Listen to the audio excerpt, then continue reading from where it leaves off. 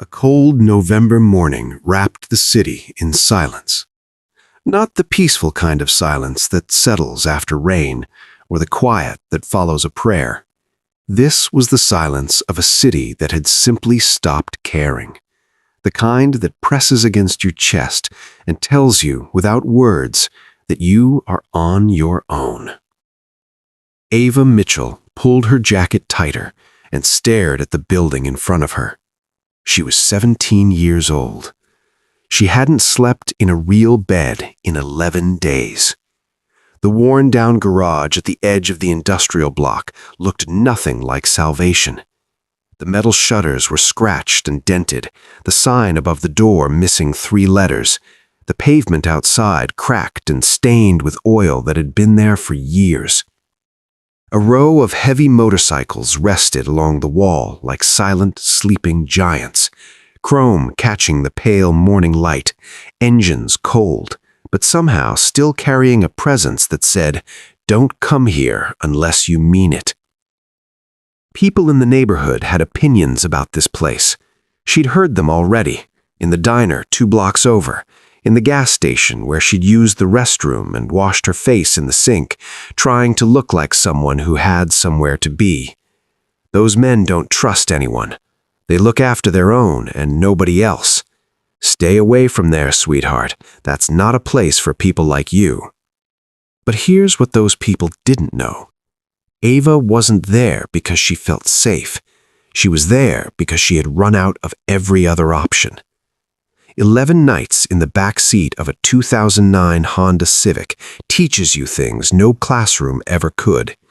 It teaches you which parking lots have security cameras and which ones don't. It teaches you how to eat a gas station sandwich slowly enough to feel full. It teaches you how to cry without making sound, because sound draws attention, and attention, when you're alone and 17 and invisible to the world, is never the safe kind. Ava had aged out of the foster system at 16, technically too young, but the group home she'd been placed in had closed without warning, and the paperwork that was supposed to protect her had simply disappeared.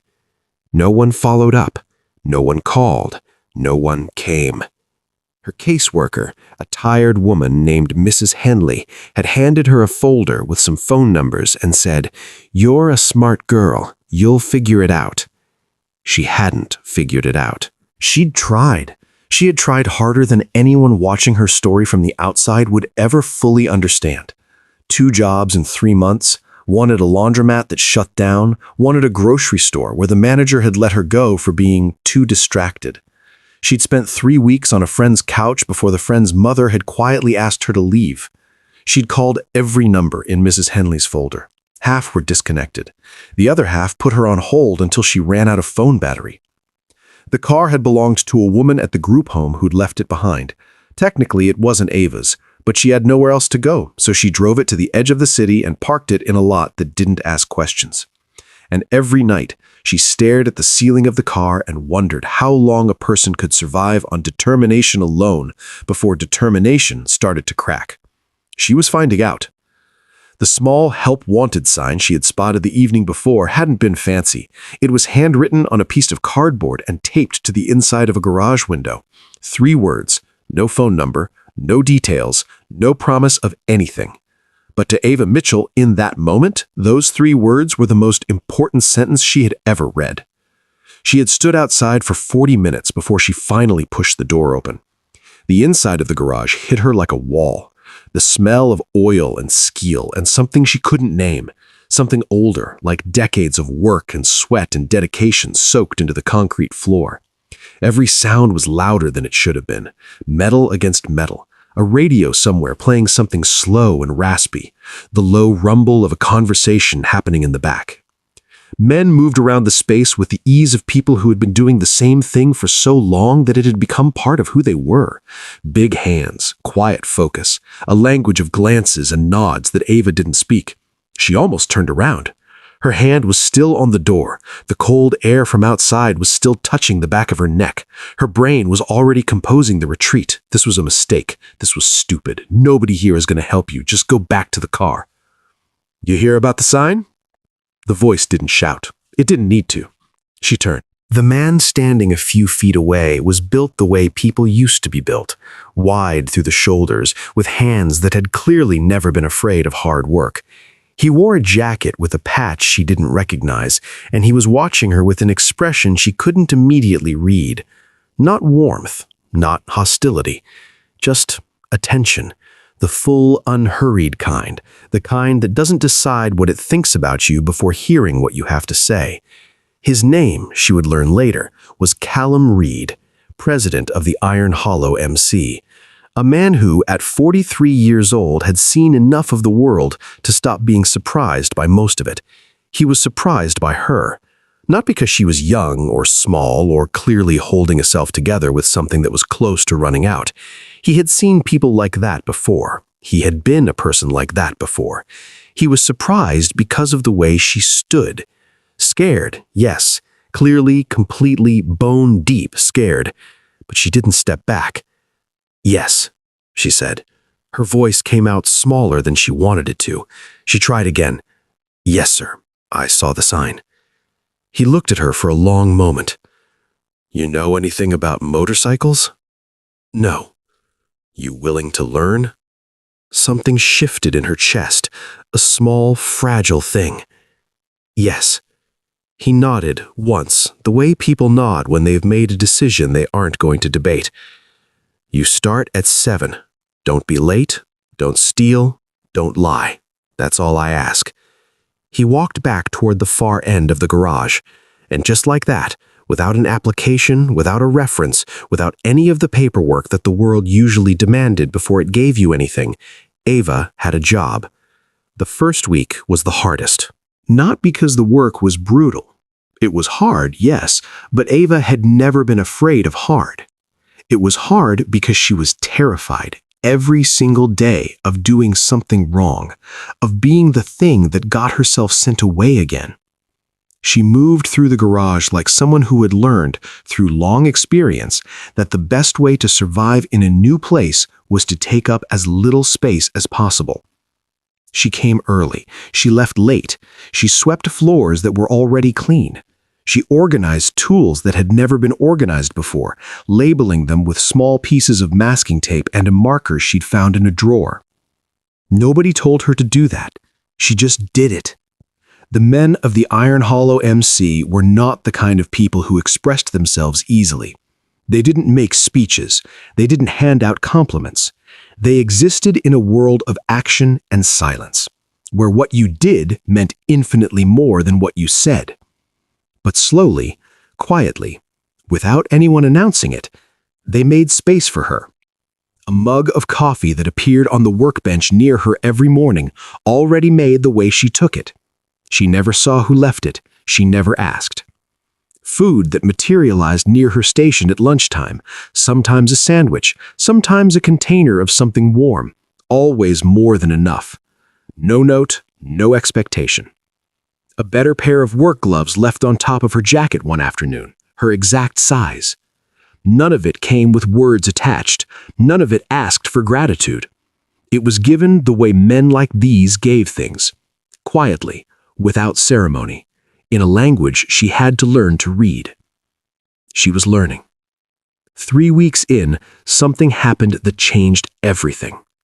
It was a Tuesday. A bike that belonged to a man named Dex, one of the senior members, broad and tattooed and almost entirely silent, had been giving trouble for days. Something in the engine.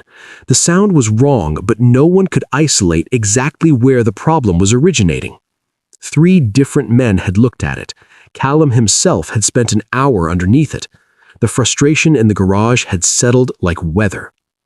Ava was cleaning on the other side of the room. She wasn't supposed to be involved. She was new, she was untrained, and nobody had asked for her opinion. But she had been listening, in the way she'd learned to listen. Carefully, quietly, absorbing more than anyone realized. She had also been reading, Every night, in the back of her car, she'd been working through a motorcycle repair manual she'd found on a shelf in the garage, not because anyone told her to, because she needed something to do with her mind in the hours between dark and sleep, and because she had decided, privately, firmly, that if she was going to be here, she was going to be useful. She saw something. A detail, small, easy to overlook. A microfracture in the fuel line connection, partially obscured by grime, in a place you'd only notice if you were looking from a specific angle. She'd read about it in Chapter 7. Hairline fractures that caused intermittent pressure loss, symptoms that mimicked half a dozen other problems. She stood with it for a moment. The fear was immediate and familiar. What if you're wrong? What if you embarrass yourself? What if they laugh? What if this is the thing that gets you kicked out? But then she thought about something Callum had said to her, offhand, in her first week. This shop runs on people willing to say what they see, nothing more useless than someone who spots a problem and stays quiet. Her voice was barely above normal volume when she said it. I think I see something. The garage went a particular kind of quiet. Dex looked at her. Callum looked at her. Everyone looked at her. She crossed the floor. Her hands didn't shake even though the rest of her wanted to fall apart. She pointed to the connection. She explained what she'd noticed and what she'd read. For a moment, nobody said anything. Then Dex leaned forward, looked at exactly where her finger was pointing, and exhaled slowly through his nose. Well, he said. He straightened up and looked at Callum. She's right. The repair took 11 minutes.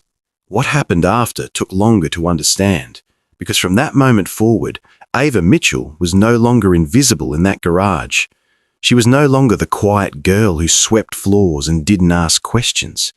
She was someone who had looked at a problem that experienced men had missed, had gathered the courage to speak up despite every instinct telling her to stay silent, and had been right. They saw her differently now, not as a charity case, not as a risk, not as a problem someone had chosen to absorb. They saw her the way Callum had perhaps seen her from the beginning, as someone with something worth investing in. It was 6 weeks after she started that the trouble came. A man in a grey suit arrived one afternoon, a social services coordinator named Darren's, clipboard in hand, questions already loading behind his eyes. He'd been tracking down the case of a minor living out of a vehicle, and a report had been filed. Ava's heart dropped through the floor. She knew what happened next in this scenario. She had lived it before. Questions that felt like accusations, paperwork that decided your future without asking what you wanted, institutions that meant well but moved in ways that left people like her with less, not more. She had been happy. For the first time and longer than she could remember, she had been happy. And now it was going to be taken away, the way everything good always was, the way the universe seemed to have decided was the correct order of things for a girl like her. She was already shutting down inside, already building the walls. Then Callum stepped forward. He didn't raise his voice. He didn't threaten. He didn't do any of the things that the stories about men like him suggested he would do. He spoke calmly, clearly, and with the quiet authority of a person who understood that the most powerful thing in a difficult moment is composure. He knew about the situation. He had known for weeks, not because he'd pried, but because he paid attention. He had already made inquiries. He had already spoken to a legal aid organisation. He had paperwork of his own, documentation of Ava's employment, statements of her reliability and her growth, a letter from a contact who worked in youth housing services about a transitional accommodation program. He had built a case, quietly and without announcing it, for Ava's right to stay exactly where she was. The conversation with the coordinator was long. There were forms, there were phone calls, there were moments where the outcome was genuinely uncertain. But Callum didn't move. He stood beside her, not in front of her, not behind her, beside her, and made it clear, without a single unnecessary word, that Ava Mitchell was not alone, and that anyone who wanted to uproot her from this place was going to have to reckon with that fact. By the end of the afternoon, a plan was in place. Transitional housing, continued employment, a support structure that was real and documented and would hold. When the man in the gray suit finally left, the garage settled back into its normal sounds. Ava stood in the middle of it. She didn't cry. She had learned in 11 nights in a cold car to save her tears for moments that deserved them. Instead, she breathed, in and out. And for the first time in a year, the air didn't feel like something she was fighting against. It felt like something she could live inside. That evening, after the others had gone, Callum was locking up when he found her sitting on the steps outside. "You okay?" he asked. "I think so." She paused. "Why did you do all of that? The paperwork, the calls. You didn't have to." He was quiet for a moment. Not the uncomfortable kind, the kind where an honest answer is being located. "I was 16 when someone saw something in me that I couldn't see in myself," he said. "Old mechanic, didn't know me, didn't have any reason to care, but he did." A pause. "I've been paying that forward for 20 years. Doesn't cost me anything, means everything to the person who receives it." He handed her the keys. "Lock up when you leave. You know the alarm code." He walked to his bike without looking back, and Ava held the keys in her hand and understood completely and fully what she had found. Not just a job, not just a roof, or stability, or money, or a place to go in the morning. She had found a community, the kind that doesn't advertise itself, the kind that doesn't ask you to earn its compassion before extending it, the kind that shows up, quietly, in a cup of coffee left without explanation, in a pair of gloves the right size, in a man who builds a legal case for a teenager he's known for 6 weeks because he once sat where she was sitting and someone did the same for him. Safety, she understood now, doesn't always look soft. Sometimes it looks like a row of motorcycles outside a beaten-up garage. Sometimes it looks like a firm voice that doesn't ask too many questions. Sometimes it looks like a man standing beside you when every institution in your life has walked away. She locked up. She set the alarm. She walked to the transitional housing unit where, for the first time in almost 2 months, she would sleep in a real bed. And as she walked, she realized something that would stay with her for the rest of her life. The door she had almost not walked through, the one that looked wrong, in the wrong neighborhood, in front of the wrong kind of people, had been exactly the right door, and she had been brave enough to open it. On Paths of Honor, we believe that every person carries a story worth telling, and that the most important chapters are often the ones we almost didn't survive. Ava's story is not unique. Somewhere near you, right now, someone is standing outside a door they're afraid to open. Be the reason they don't walk away. Subscribe, share this story, and join a community that believes in the dignity of every human being, regardless of where they started. Educational and moral significance of this story. This story carries a message that reaches a point beyond its characters and setting. At its heart, it is a story about what human beings actually need to survive, not just food or shelter, but dignity, belonging, and the quiet conviction that someone in this world sees them as worth something. Ava's journey begins where so many real young people find themselves today, slipping through the cracks of a system that was supposed to protect them. She is not a fictional exaggeration. She is the face of millions of teenagers globally who age out of foster care or institutional support without any real transition plan, handed a folder of disconnected phone numbers and told to figure it out.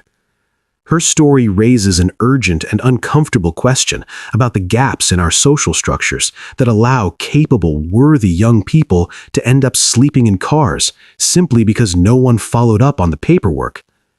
But the story is equally about the danger of judging people by how they appear on the surface. The men of the Iron Hollow MC are written off by their own neighborhood as dangerous and unapproachable, and yet they are the only ones who actually show up for a girl that every formal institution failed. This is one of the story's most important teachings, that kindness does not always arrive in the shape we expect it to, and that our assumptions about who is safe and who is not are often built on nothing more than fear and unfamiliarity. Real character is never found in appearance. It is found in what a person consistently does when no one is watching and nothing is required of them. The story also honors something that is increasingly undervalued: the dignity of work and the power of self-initiative. Ava is not saved by someone swooping in to rescue her. She earns her place through early mornings, quiet diligence, self-education, and ultimately the courage to speak up despite every instinct telling her to stay silent.